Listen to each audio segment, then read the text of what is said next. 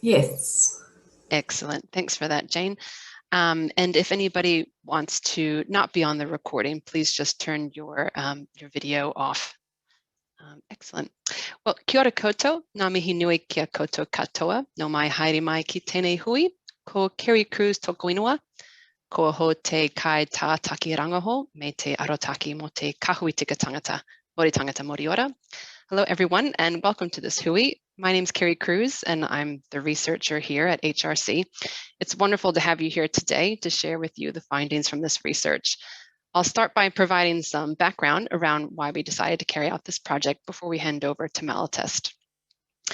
At the Human Rights Commission, we receive complaints from community members about discrimination, and my colleague Sue will talk later to us today about our dispute resolution services to respond to these complaints. Over the last decade, racial discrimination has been the most common ground for a complaint of unlawful discrimination, and on average, race-related complaints make up approximately 1/3 of all of the complaints that we receive here at the Commission.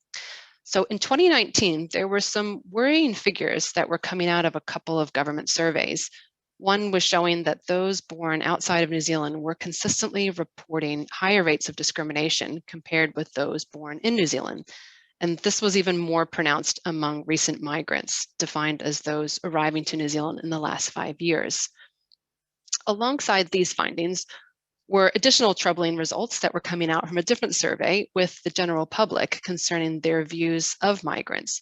There was a decline in the percentage of New Zealanders reporting that they held positive views of migrants.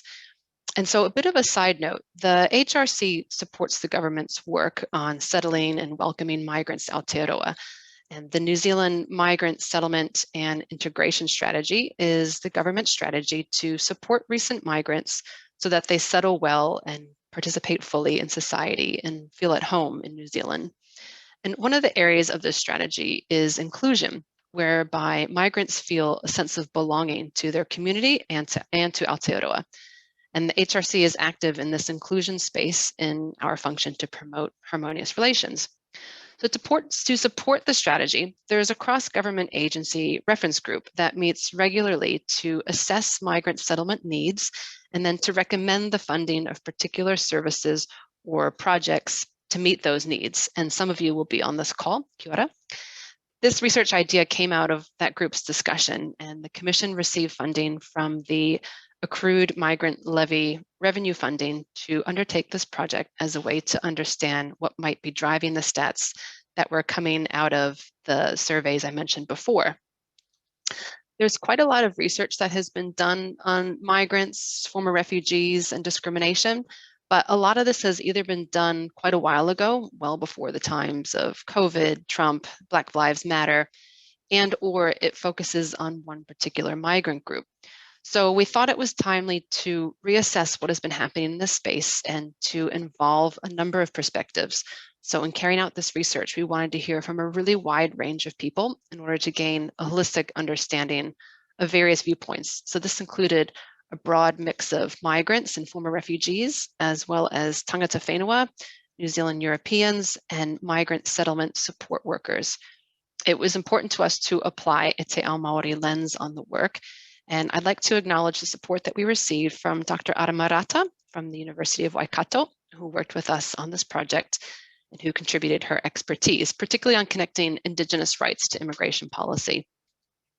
In this research, we aim to understand the patterns and the causes of racism that migrants experience and how these may have changed over the last few years, as well as attitudes around racism and how to support migrants who experience racism. We commissioned Malatest International to carry out this research. Malatest is a very highly regarded research agency known for their strong cultural capability and commitment to undertaking high quality research. I'd like to congratulate Malatest on their fantastic work on this research. They really understood well the nuances of the responses, and they organized what are very complicated themes into a format that's easy to follow in the report. And the report hasn't been released yet. It will be released the week of the 22nd of March, and we're happy to share that with you. And while they're not physically here, I'd like to thank the respondents who participated in this research. Their voices have been captured in the report, and you'll hear them today. and we have much to learn from them. They're incredibly wise and insightful, and we'll actually be hosting another Zoom session later this week to share the research findings with them. I look forward to sharing their thoughts with you today, and now I hand it over to Malatest to talk about the research and findings with us.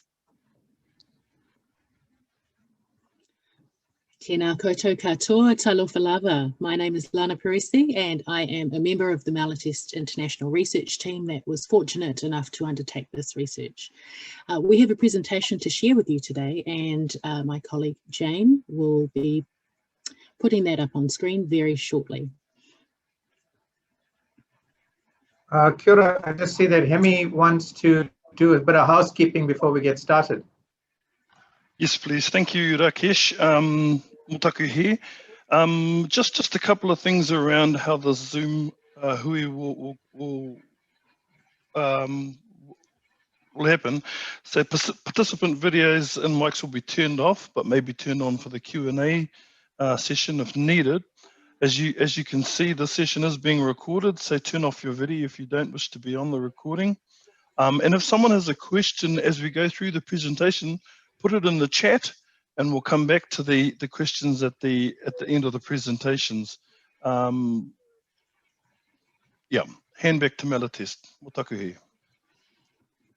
Wonderful. Thank you, Hemi. I'm just checking. Firstly, apologies. We're in lockdown in Auckland, and those of you who are here, our hearts go out to you and to the rest of the country. Good to see you from home. So our team, unfortunately, is not together, but we have our presentation up. So again, tēnā koutou katoa, talofa lava. As you will all know, immigration is a defining and fast-growing feature of Aotearoa New Zealand. Tau iwi have and continue to arrive on these shores in the hopes of pursuing better opportunities for themselves and their children. We also face a range of historical and contemporary challenges adapting to and being accepted within society. It was a privilege for our team to undertake this research on the drivers of migrant New Zealanders' experiences of racism. I'd quickly like to introduce to you, by way of name only at this stage, the members of our research team at Malatest International. So we have Dr. Ashley Prakash, Fofua Pio, Dr. Tanya Slater, Kedahi Warwick, Dr. Debbie McLeod, Kimmy Tra, Stuart Graham, and Morgan Sullivan. And last but not least, we have Jane Stephen, our resident IT and Zoom tech expert, who will be guiding us through our presentation today. So thank you, Jane. Next slide. At the front of the research report, which Kerry noted will be released later this month, we acknowledge, first of all of those who supported us on this journey. We again thank the settlement support providers and the participants who so graciously shared their experiences, their knowledge and their expertise with us. We thank everyone for opening their hearts and their minds and their homes to support this kaupapa. And of course, our thanks to the Human Rights Commission for commissioning this important piece of work, and to Kerry Cruz for her stellar management and support of this kaupapa. Okay, next slide. Thank you, Jane. Kia ora. I'm Ashley. As Lana mentioned, I'm one of the Malatest team members here, and I'll just talk briefly about our research aims and what we wanted to find out. So I'll just preface this by just reiterating what Kerry said around the importance of doing this piece of work, and really also just updating and building on the evidence base. And also just really, there was a real need to kind of contextualize migrant experiences of racism and discrimination within the current climate of COVID, the mosque attacks, and just really understanding how recent events can affect how different groups of people are treated in society. So as you can see on our on the slide, we had sort of 4 key areas that we wanted to focus on. So that was around experiences and impacts. So wanting to explore how migrant experiences of racism that may have emerged, increased or changed over the last few years. We wanted to look at drivers of racism and discrimination. So looking at understanding how Māori, Pākehā and other tauiwi migrant attitudes and experiences of racism might contribute to fostering a positive or a negative environment for migrants. We also wanted to understand how we can better support migrants who experience racism. So what options are there and what can we do better? And then finally, we wanted to explore potential opportunities for all New Zealanders to understand, the drivers for racism and looking at how we can strengthen our responses to racism. Can I have the next slide, please, Jane? Thank you. So I'll talk now about our methods. So to complete this research, we undertook qualitative methods so we could really capture the richness and the diversity of people's experiences across the country. So as you can see there, we got ethical approval for our work last June, and we completed our data collection between July and September of last year. So we had sort of a variety of different methods that we undertook. The key component were our focus groups. So we conducted 28 focus groups with Māori, Pākehā and Tauiwi migrants, all aged 18 and older. And these groups were of different ethnicities, different religious affiliations, different visa types and length of residence in Aotearoa, New Zealand. Now we held these groups across the country, across 5 different localities, covering urban and rural places in Te Ika a Māori and Te Waipunamu. So I'll just briefly talk about how we selected our different localities, and excuse me if I'm just referring to my notes on this screen here. So again, we conducted our focus groups in 5 areas in the country: Auckland, Wellington, Northland, Christchurch, and the Nelson Blenheim region. And so we selected those regions based on recent migrant representation, and because they also allowed us to look at different ethnic groups, different settlement contexts encountered by migrants, and also capturing a range of metropolitan versus small town contexts as well. So for example, Auckland and Wellington are one of the key areas that our migrants arrive and then live in. So Auckland is home to 2/3 of our Pacific peoples and our Asian peoples. We looked at Christchurch because there is a history of tensions there between New Zealand Europeans and other migrant populations, so just looking within that context as well. We also looked at the Nelson Blenheim region as, historically they've had a predominant New Zealand European population, but have recently seen the arrival of different migrant and refugee populations as well. And then finally, we selected Northland because of the high proportion of rural and Māori peoples who have lived there for generations, but have also seen the arrival of growing migrant populations quite recently as well. So all in all, we ended up speaking to around 210 participants across the country, which was just fantastic. And they represented 23 different ethnicities and religious denominations. I just want to add that in terms of our focus groups, we were able to hear from, for many of our groups, we were able to hear from people in their own languages, as we offered bilingual co-facilitation as an option. So for example, for our Samoan groups, our Chinese, our Korean groups, people were able to communicate with us in their own language and then have that translated. So we asked our participants to share their insights about what does racism and discrimination look like in this country, what potentially drives these experiences, what options there are for support for migrants and what could be improved, and then finally what steps we can take as individuals and society as a whole to make Aotearoa New Zealand a safer and more welcoming place. Likewise, we got in touch with 10 migrant and settlement providers across the country, and we interviewed them on similar topics to our focus group participants as well. So again, looking at those experiences, impacts, drivers, current support options and opportunities for change. Excuse me. We also did a comprehensive literature review. So we wanted to understand what the evidence was saying, and that informed our research approach and our questionnaire development. And finally, we did a media analysis, which I think is a particularly exciting component of our work. So the purpose of this was to, again, further explore some of the drivers and understandings of racism amongst the wider public. And so this again also informed our questionnaire development. So what we did was we reviewed public responses on Facebook to 3 significant events in Aotearoa, New Zealand relating to migrants and racism.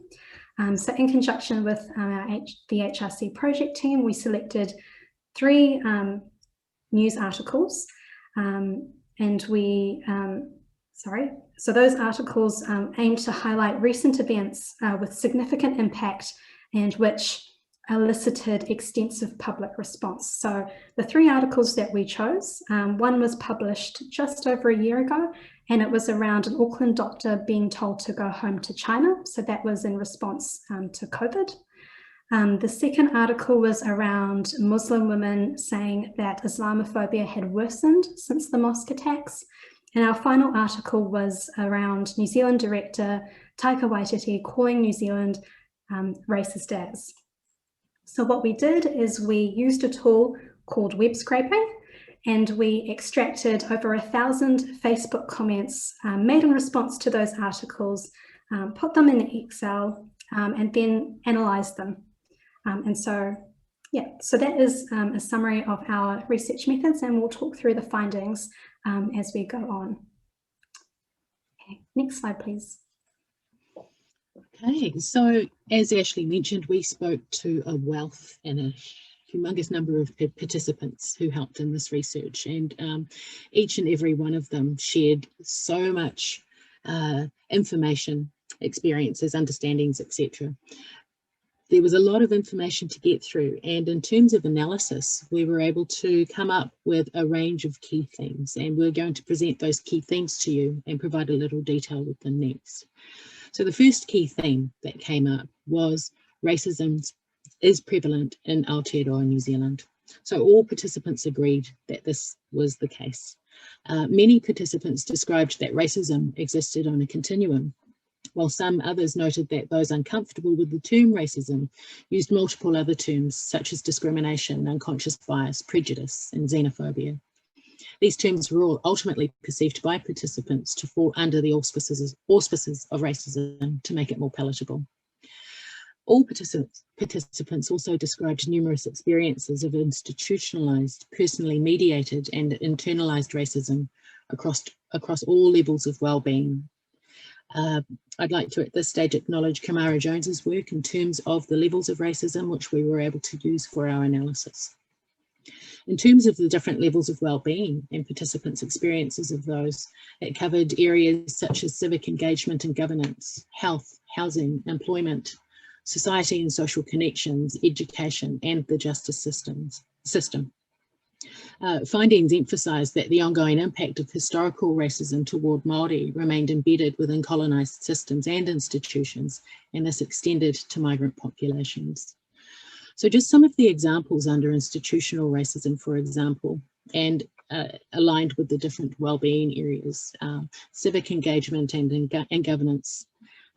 Participants provided examples of organisations pushing back on initiatives that were seen to privilege non-Pākehā groups, inadequate provider funding, assessment criteria and processes, superficial recognition of te tiriti or waitangi, institutional policies and processes skewed in favour of dominant cultures, a lack of diverse leadership and governance across organisations, and the exclusion and minimisation of Māori and ethnic minorities from decision-making tables. An example in terms of health and well-being, participants talked about health systems, support, information and interpretation services not being accessible for all. Differential treatment and fewer healthcare options offered to Māori and tauiwi were also noted as examples of racism in the healthcare system. Māori and Pacific participants in particular highlighted examples of racism and inequitable outcomes and mortality rates, as well as targeted investigations of whānau family for suspected child abuse cases. Another example under institutional racism, and it was a large one that many participants talked about, and it was in the employment sector. They talked about unfair employee recruitment and selection processes, unfair and exploitative employment conditions and roles, unequal remuneration for skilled migrants, tokenistic recruitment, and a lack of commitment to diversity. These were just some of the examples under what was analysed within the institutional racism experiences. If we move to the next slide, please, Jane, we'll cover some of the things that participants talked about in terms of personalised experiences of racism, or personally mediated, sorry. So in terms of this, participants described numerous overt and subtle racist behaviours that were expressed in the forms of verbal, emotional and physical abuse. Participants described this as being primarily shown by one ethnic group towards another, although verbal and emotional racist abuse was also noted to occur between members of an ethnic group. And that's what we're referring to in terms of lateral violence, which I'm sure you will all be aware of. Overt racism examples: emotional abuse, physical abuse and verbal. Examples provided by many participants included, under emotional abuse, experiences of disregard, disrespect and negative stereotypes and judgment of their culture, religion, ethnicity, traditional tonga and treasures. Judgments made by others about ethnicity and culture were described as demeaning, demoralising and disempowering. Young participants who participated in the focus groups talked about favouritism among teachers toward non-migrant students, ignorance and ineptness in generic classrooms for ESOL, English as a second language students, setting low standards and expectations for migrant students, unfair questioning of achievements, constant questioning of presence in dominant white spaces, and being looked down on for attending Decile 1 schools. Examples of verbal abuse included descriptions of being yelled at, told to go home, and being verbally insulted by strangers. This could occur in front of children, which for many was considered to have unknown wider impacts. Name calling, bullying, and the use of derogatory labels and stereotypes that diminished cultural values, practices, and even attire were also considered a frequent part of migrants' lived realities. Physical abuse and racial harassment. The Christchurch mosque attack was described as an extreme form, or the most extreme form of racism by all participants. Other examples of physical abuse participants had experienced included being stalked, targeted for burglaries and destruction of housing and personal belongings, confrontational bullying and harassment, aggressive behaviour, and being ejected from shops. In terms of subtle forms of racism, participants talked about patronising, othering, and ignorant behaviour, being questioned about their identity, dumbing down language, speaking condescendingly, loudly or slowly, shortening or incorrectly pronouncing names, diverting eye contact to Pākehā who may be with them. Passive aggressive language and behaviour, speaking quickly to avoid participants or migrants being able to make informed decisions, being the butt of racist jokes, humour and innuendos. Exclusion and disregard in the workplace was another a theme that came through under subtle racism.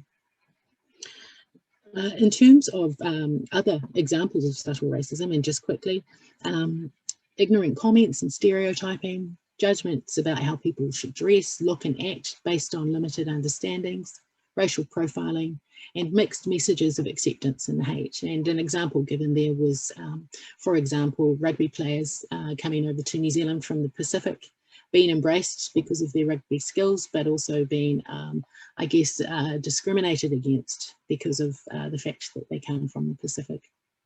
So these were just some experiences of, in the previous slide, the institutional racism, and in the next slide I spoke about personally mediated. We'll now move on to the internalised examples of racism that participants spoke about, and over to Ashley. Thank you, Jane. Next slide. Wonderful, thank you. So yeah, like Lana mentioned, there were many different experiences participants mentioned to us, and they also talked about the impacts of racism, which were extensive and span across all aspects of wellbeing. So you can see down the middle there's some of the impacts which I'll now talk through. As Lana mentioned, internalized racism was something that came through relatively strongly. So one of the key things you can see there is participants felt like that they often had to compromise their cultural identity, their values and their expression, just to be able to integrate into society better and to be accepted.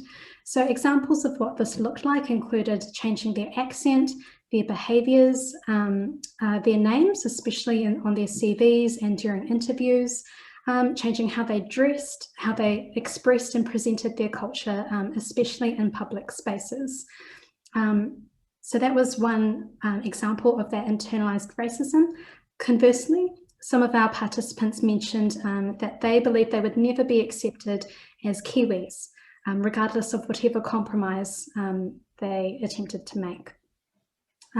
Participants also talked about having to negotiate their culture and their identity. And this was something that came through relatively strongly for our Māori and our Tauiwi participants. It wasn't something that was especially dominant for our Pākehā participants. So Māori and Tauiwi participants commonly noted that experiences of racism in Aotearoa, New Zealand, really made them question their identity and their connectedness to their culture. And so many told us that they frequently thought about their culture, their identity or their religion in relation to how they behaved, how they interacted with others, and they noted they constantly had to negotiate their identity, their thoughts and their behaviours just to accommodate other people. So that was another example of an impact in terms of internalised racism. Colonised thinking and judgment of their own culture. So Māori and Pacific groups highlighted that historical and intergenerational impacts of colonisation was something that really continued to influence how they saw and judged themselves and each other based on Western ideals. So most of our Pacific focus groups noted that colonisation had perpetuated beliefs of white superiority and which have been ingrained within and then perceived or misperceived as cultural values and beliefs over many generations. So I don't know if you can read that quote there at the bottom, but I'll just kind of skim over it quickly. So I think this is a really good example of that colonised thought and judgment. So I always feel little when I'm around Palangi or Pākehā. And this is from one of our Samoan participants. So they said, why the hell do I feel little when I'm around them? It's this idea that they've drilled into us since we came into this country, that they're the norm. And if you're not the norm, then you're an outsider and it's your job to try and fit in. So yeah, I thought that was a really clear example of that colonised, or reflecting on colonised thinking. Some of the other impacts, and I'll just skim through these very quickly. So participants talked about how racism and discrimination eroded their self-belief and their confidence in themselves. They felt fearful about how they would be treated by others in society, and that led them to disengaging from society as well, which again leads to things like exclusion and marginalisation. Migrants also talked to us about learned helplessness and underreporting. So not feeling confident enough to report it when a racist incident occurred to them because they didn't believe that anything would happen, that there would be any consequences.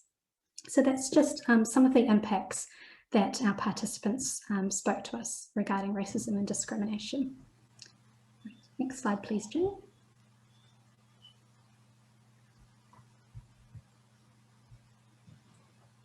Talapalava, everyone. So participants commonly noted that the awareness of racism amongst the general public has increased, but they did hold mixed views about the changes in the prevalence and expression of racism in Aotearoa, New Zealand. Our participants also shared that the awareness of racism has increased for Māori and Tauiwi populations in Aotearoa. And when we look at some of the key factors that have contributed to the changes in awareness, so from the participants' sharings, these included relatively recent and very significant events in our own backyard, such as the Christchurch terrorist attacks, as mentioned earlier, the Black Lives Matter movement, and also COVID-19. Increasingly diverse communities, so through inter-ethnic relationships, And also changes in awareness were influenced by a growing but limited awareness among some of the participants to acknowledge and understand the contributions that migrants' skills and expertise bring to our workforce shortages and to building our economy. A small number of participants also mentioned that there is increasing recognition of Te Reo Māori within our society. But perhaps one of the most significant influences in the changes of awareness is our young people, our rangatahi, and an increase in critical awareness and responsiveness to racism, coupled with an increase in social media, and technology exposure. But just acknowledging that these factors have the potential to create polarizing views on racism. So overall, while participants shared that there is an increase in awareness of racism in Aotearoa, they did state that there were mixed views on the changes in prevalence and occurrences and expression of racism in our own backyards, and that Aotearoa still has a very long way to go in order to ensure that we become a place that everyone experiences safety and a sense of belonging. Next slide, please, Jane. So coping with racism. Across our participants, across our groups, the three most common forms of coping with racism included living with racism, minimizing the impact of racism, and actively standing up to racism and challenging these stereotypes. So living with racism, living in survival mode. Some participants highlighted that despite racist experiences, they embraced all opportunities in hopes for a better future and to build their social and economic capital.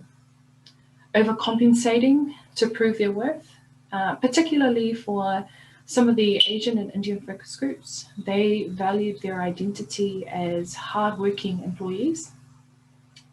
Others noted that many migrants felt the constant need to prove their worth by working twice as hard. Minimizing the impact of racism in order to cope. So the use of humor and laughter, particularly in our Māori and Pacific groups, there was a lot of sharing of using humor and laughter as a way to cope with the experiences of racism. However, many also described that humor was a consequence of the inability to cope with racism, and it became a way to normalize and reinforce racist behavior. Some of our Asian and African focus groups described that the use of humor was a mechanism for others to mask their racist intent. Suppressing emotions. Many participants shared that one of their forms of coping was to brush it off, forget about it, and suppress their emotional responses such as anger and frustration. However, it was also considered that suppressing emotions had more wider impacts for the health and well-being of our migrant populations. For example, the potential for suppressed emotions to be expressed as anger towards their loved ones. Social avoidance. Some participants talked about removing themselves or avoiding certain situations where there is racist harm to minimize the potential that this had on their mental well-being. Actively standing up to racism. Pākehā and Tau Iwi populations, participants highlighted the need to call out racist behaviour before it happens, when it happens, so challenging people on their racist behaviour. Choosing to educate others, so having the patience and taking the time to educate others were important, but also avoiding aggressive responses to racism that conform to racist stereotypes about migrant groups. And third, reclaiming and strengthening cultural identity. So racism in Aotearoa has ignited a desire for some of our participants to engage in their culture, to pass on their cultural knowledge to younger generations, and to keep their culture alive. Next slide. Thank you, Jane. So another one of the things that we were hoping to do in this research was understand the drivers for racism, or look at migrants' understandings of those drivers. And the key theme that came up here was that the drivers of racism, or for racism, are broad and deeply embedded in institutions, society, and within individuals. The things that participants shared with us in terms of what became findings validate and build on the literature in this field. Colonization is a driver for racism, for example. Participants commonly noted and empathised with Māori about the negative impact of colonisation on Māori as Indigenous to Aotearoa, and saw connections to the impacts of colonisation in their own heritage. Colonisation was described as having enduring impacts around the world that continued to affect Indigenous and migrant populations. Fear was another one of the drivers that participants talked about. They described racism as a way to maintain power and control over others. Ignorance. Participants perceived that ignorant behaviours and attitudes were reflected in a lack of cultural awareness and willingness to change, a lack of self-awareness, empathy and emotional intelligence about one's own genealogy, history and migration journey, limited and inconsistent understandings of Kiwi and Kiwi culture, and a lack of critical thinking, ingrained false beliefs and understandings of other cultures. Participants also talked about looking for someone to blame as a driver for racism. Inciting fear within populations and blame on others was considered a means of maintaining power and control. Blame to cope with one's own personal failures and lack of success, or feeling intimidated by the success and skill of others, was something that many people talked about. Participants also talked about white privilege as a driver for racism. Pākehā groups or focus group participants were also very conscious of privilege and preferential treatment that they received from others. Māori and all other tau iwi participants described white privilege as unconscious privilege and entitlement, having little to no experience of racism and judgment because of ethnicity or skin colour, and denial and minimising the extent of racism that exists in Aotearoa, New Zealand. Other examples of white privilege included assuming that everyone thinks the same way and has equal opportunities, protecting white fragility rather than understanding and accepting personal vulnerabilities, as well as those forced on other cultures and ethnic groups, denial and distancing from historical racism shown by colonial ancestors in Aotearoa, New Zealand. These were just some of the drivers, but on the screen you've got the key themes that came through, and other drivers, for example, included childhood development and role modelling by parents and other family members, racial supremacy, negative bias and stereotyping, Eurocentricity, and another one of looking at people as social and economic capital as opposed to human beings and people and members of our society. Okay, thank you, Jane. Next slide. Okay, so one of the, I guess one of the exciting opportunities within the research project was to talk to so many different people about where they saw the potential for change and opportunities for change. Our participants identified numerous opportunities to influence change and address racism in Aotearoa, New Zealand. One of the key themes that came up across all of the groups was the need to honour Te Tiriti o Waitangi. There was a need to honour commitments, agreements and partnerships between Māori and the Crown, and address biculturalism to ensure Aotearoa New Zealand is a safe and welcoming country for all multicultural communities. Participants talked about a need to ensure we have representation that reflects a diverse Aotearoa New Zealand. So that was inclusive of diverse leadership within Parliament and across the public sector. A whole of government response was considered a need in terms of addressing racism and inequities, informed by strong understandings of cultural differences, strengths and realities for different population groups. Another one of the key themes that came up here was around expanding our knowledge and enhancing learning opportunities for children and young people, for migrant groups, inclusive of recent and well-established migrants, and expanding our knowledge and opportunities for the general public.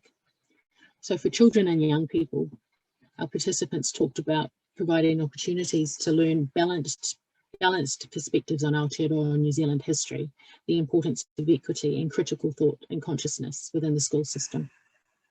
For migrant groups, education about rights and entitlements, and increasing understandings about access to support for experiences of racism within communities was considered a need. And within the general public, enhanced learning opportunities for Te Tiriti o Waitangi and Aotearoa New Zealand's migration history, immigration policy and the benefits of migrant populations for this country and society, critical consciousness and diversity within Aotearoa, and how to support victims of racism. Another one of the really exciting things that came through here was about knowing yourself and replacing judgment with inquiry. So this encompassed strengthening identity and personal responsibility as citizens of Aotearoa New Zealand, taking personal responsibility within personal spheres of influence, overcoming fear of indifference through deepening knowledge and inquiry of yourself, and by supporting others to replenish their resilience.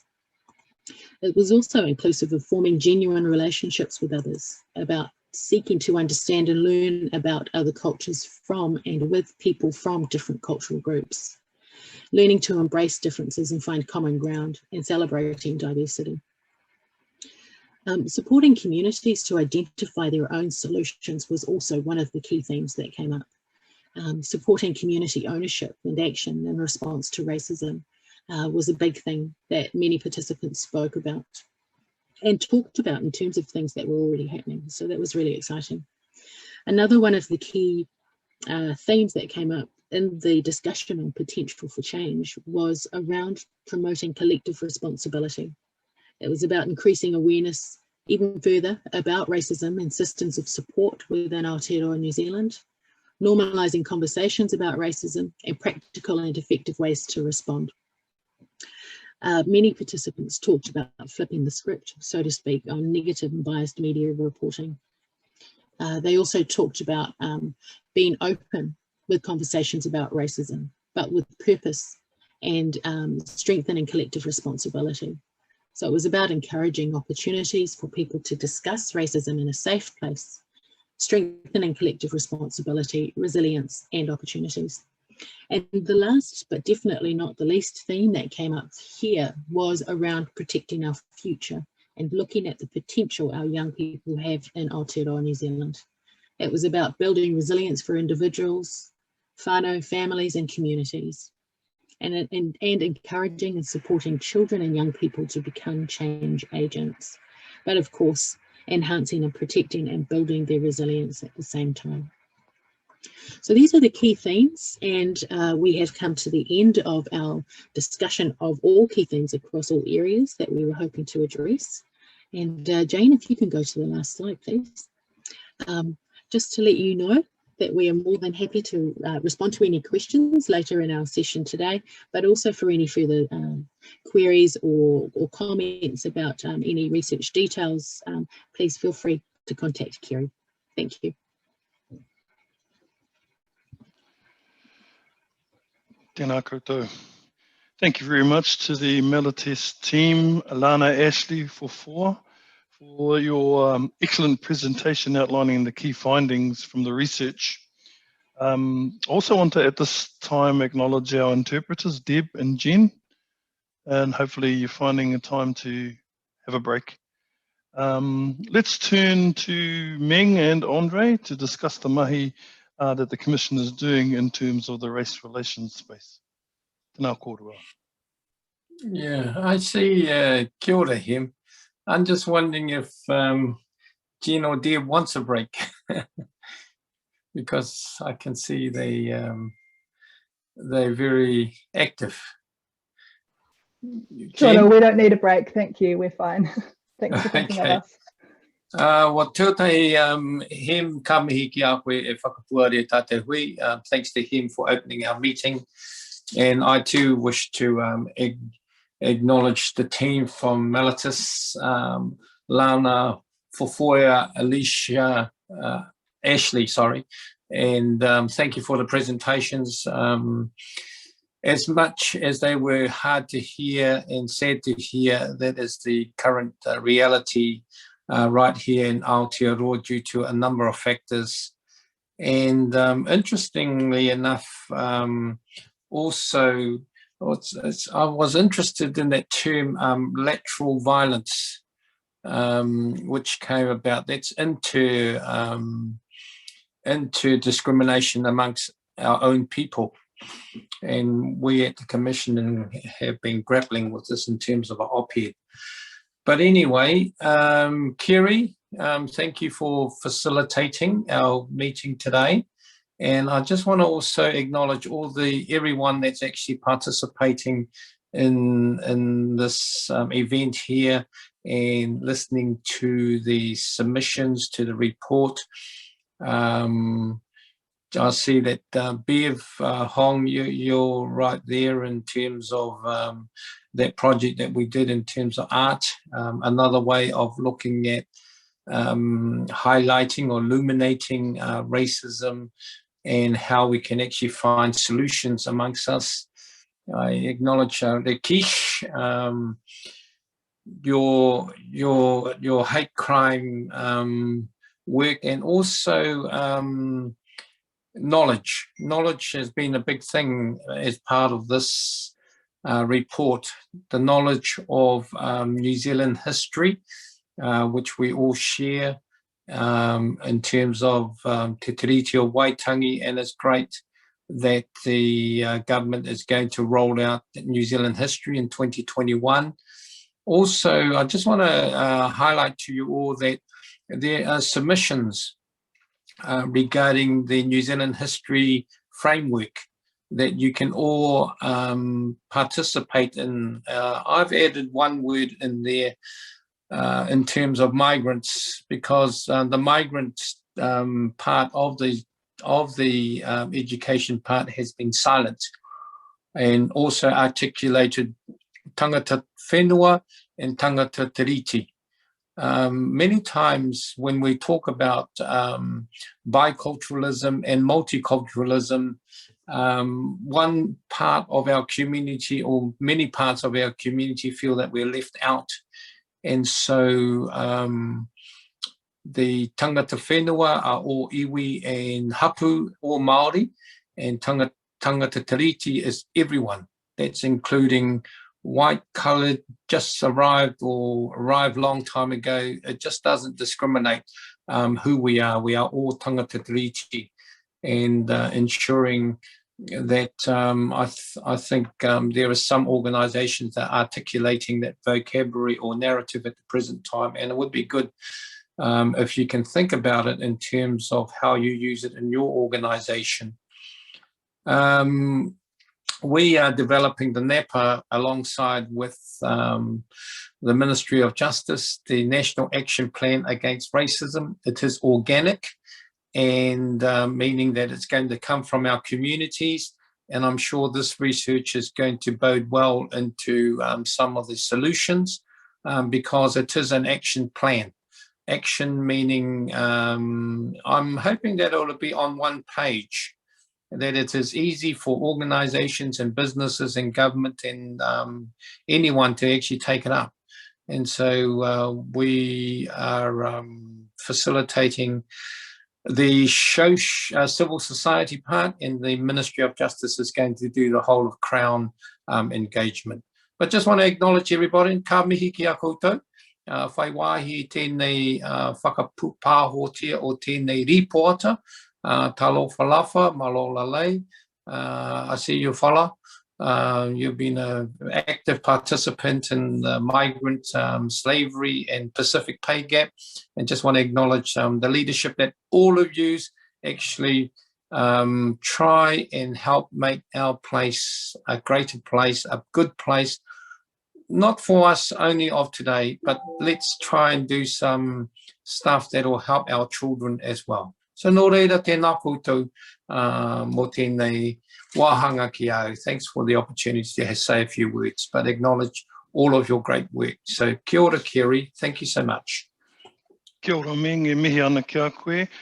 Just checking the chat. We've got I guess a question on the chat there from Saba. Will they be getting copies of the slides? I know the recording will be sent out to all the participants. I guess it's a question for Jane, our tech wizard. So I just wanted to check with HRC whether you had a media rollout plan before we made the PowerPoint available to everyone. So Kerry? Kia ora. Yes, we're going to be releasing the report the week of the 22nd of March. And along with that, we'll have a communications plan to disseminate further. And yeah, thanks for your question. And we also want to just give a couple of minutes to our colleague, Sue, who's a mediator here at the Human Rights Commission. She's just going to talk briefly about our dispute resolution service. Kia ora, Kerry. Yeah, so I'm not sure. I'll do my best to keep to a couple of minutes and hear me. You can let me know if I'm taking a little bit too long. So as with me, I just want to acknowledge all of the work that's gone into this, Malatest, Kerry, Hemi, and all of you who are participating. Just to briefly introduce myself, I'm Kaitahu and Pakeha. I'm a kaiho hurongo with the Inquiries and Complaints team of the Human Rights Commission. I've been doing this work for 21 years roughly now. Our Inquiries and Complaints team, there are 14 of us. That includes our 3 infoline people who receive all of the incoming matters to the Commission. And that staff is 1 Māori person, 1 Pacific person, and 1 Pākehā person. Then we have 7 mediators, most of whom are part-time, and we're guided by a practice leader and chief mediator, and also want to acknowledge our administrator and data steward, data analyst. So that's us, the team. In terms of what we can deal with, we offer a free and confidential dispute resolution process, including inquiries about a very broad range of human rights issues that people contact us about. Not all of those issues end up with our team. Some of them end up with Meng and other parts of the Human Rights Commission that do the broader human rights and race relations work. And often at that level, the initial contact, it can be providing information, it can be referring people to a more appropriate agency such as police or NetSafe, ombudsman. So we do quite a lot of that work as well. And at that level too, a lot of people just want to know what are their rights, what are their responsibilities so that they can deal with the situations they're in. The complaints that we can help with are defined in the Human Rights Act, and that is complaints of alleged unlawful discrimination. So unlawful discrimination is defined as where a person is treated differently and less fairly compared to someone else in the same situation. And there is something to show that that different treatment is because of one of the 13 unlawful grounds of discrimination, of which race, colour and ethnic or national origins, along with disability, would be the most common grounds of the complaints that we receive. Those complaints, for us to deal with them, also have to occur in a public area of life covered under the Act. That includes employment, provision of goods and services, access to housing, land, education, government activity. And there has to be some harm or detriment generally as a result of that. There's also other kinds of discrimination which include racial harassment. The Act defines racial harassment as behaviour that is uninvited and humiliates, offends, or intimidates somebody because of their race, colour, or ethnic or national origin. It can involve spoken, written, or visual material, or it could be a physical act. Generally, the behaviour must be repeated, or it must be significant enough that it has a detrimental effect on that person. What we find with those complaints is often the complaint that we get will be the last straw for somebody who might have experienced years of similar types of comments in a whole range of different settings. And this is the one that for them, it's like they've had enough, they're not going to put up with it anymore. So, and I guess commonly that can include offensive comments about race, jokes, accents, jokes about a person's accent and so forth. The process that we provide is one where we help people to resolve complaints. It is an impartial role, and to make sure that any process is fair to everybody involved. We often get asked, we might get a call saying, I've got this meeting with my employer, can you give me an advocate or a lawyer? And we say, no, we can't do that, sorry, that we don't have those resources to do that. And we have to make sure that we are on the side of everybody. Sorry, Hemi, is that 5 minutes, is it? Oh dear, okay. So hopefully that gives you a little bit of information about us. We're very approachable, we can arrange interpreters, and we do design a process that takes account of people's cultural needs, including, for example, prayer breaks for a Muslim person and a mediation if that's requested. Kia ora. Tēnā koe, Sue. Sorry to cut you off. I was really interested in what you have to say, but we've run out of time. There is only one question, or a statement actually, in the chat from Antonia. In Aotearoa, New Zealand as a country, we embrace diversity in different cultures, but in workplace experiences reflects a different reality. The impact on employee performance and well-being is significant. So I don't know whether anyone wants to respond to that or whether we leave that as a statement. I think just bringing through some kōrero from the chat, very informative presentation, Sisters Malo. Bulavanaka, thanks Malatest for the illuminating report. Mostly no surprises in the findings. And another one, thank you for this very important conversation. Fantastic presentation, very insightful. Thank you to all involved. So I'm not sure if we're going to have much more time. Let me just check that chat again. Oh.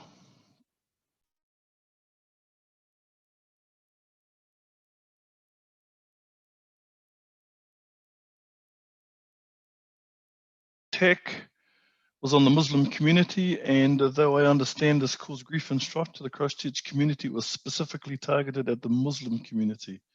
With this in mind, I think we should identify it as the mosque terror attack.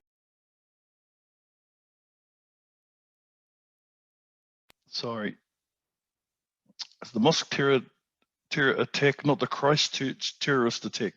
I'm not from the community directly, but this has been shared by my family that is a part of this community. Thank you very much for your kōrero and conversations.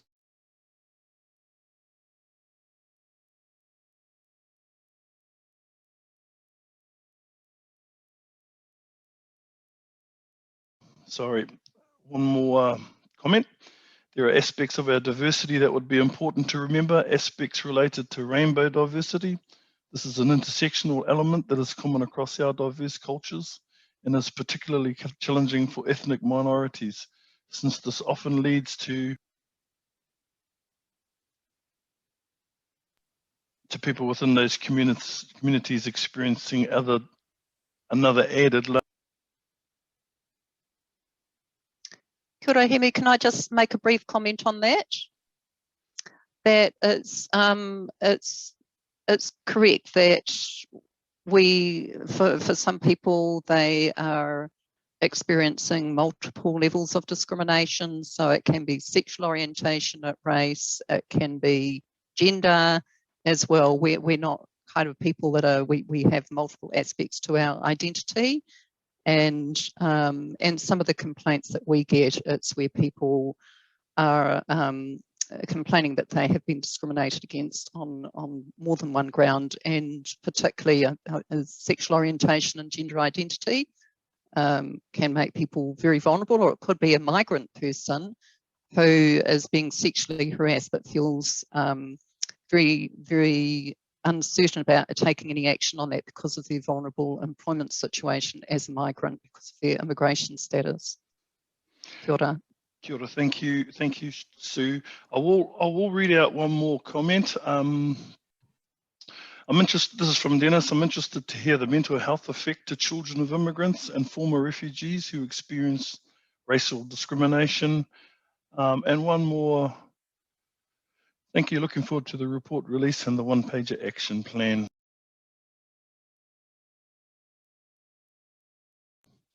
So e tātou mā kua pau te wai e tātou, we've quickly run out of time. Again, I just want to thank the presenters from Malatest International. Very informative, high-level findings from your research. I look forward to diving into the full research and getting a better understanding of what's happening in our communities. And I just really acknowledge this relationship that the Commission has had with you and going forward. I thank you all, to everybody that stayed on a little bit longer on this Zoom hui. I think this is important for us for today in terms of how we navigate this space.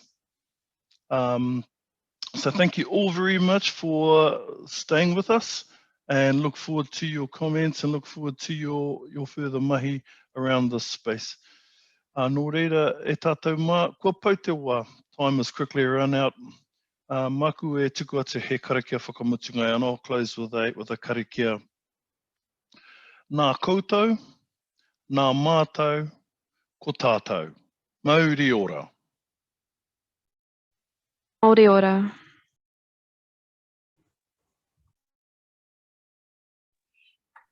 Kia ora, Chief Hemi. Kia ora. Mauri ora. Mauri ora. Kia ora, ka kite anō. Thanks, everyone. Kia ora, thank you, everyone. Thank you, everyone. Thank you very much. Thank you.